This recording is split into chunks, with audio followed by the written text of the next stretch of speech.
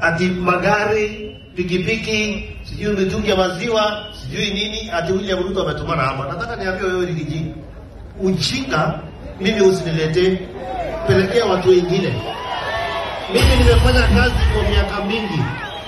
Wewe ulishinda ukaa kwa serikali, ulishinda utafuta marafiki. Hiyo mranga unaongea ama mwenye unaongea sijui, wewe umepea nini hao watu? Kazi yako kila siku ni kuamuka na kuhara kwa mdomo yako. Unahara kwa mdomo yako. Hakuna siku unapanga mambo ya maendeleo. Ulikuwa kwa uongozi kwa mwaka 2. Utuoneshe toilet tulijenga huko Mount Kenya. Utuongeze kazi ulifanya. Sasa naona sasa anaongea maneno mengi ati hivi yote William Ruto ametuma. Kwani William Ruto ako na makende, sisi hatuna makende? Waambia Rigiji wache ujinga na wache ushenzi.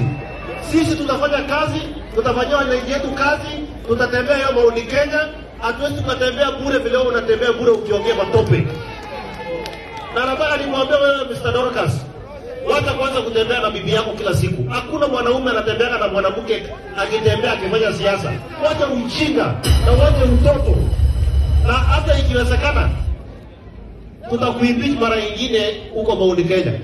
Naona unazunguka unaongea matope mingi sana. Huyu Mbadi amekuja hapa ni waziri wa fedha. Ukiuliza Mbadi hata shilingi moja ya serikali kama iko hapa, yeye mwenyewe ametuletea 1.5 million kuongezea kutoka kwa mfuko yake. Wewe kazi yako ni kuongea tu asubuhi William Ruto. Ukilala William Ruto. William Ruto ni bibi yako. Tuende utafuta William Ruto wewe ambaye unataka kusafiri mshenzi.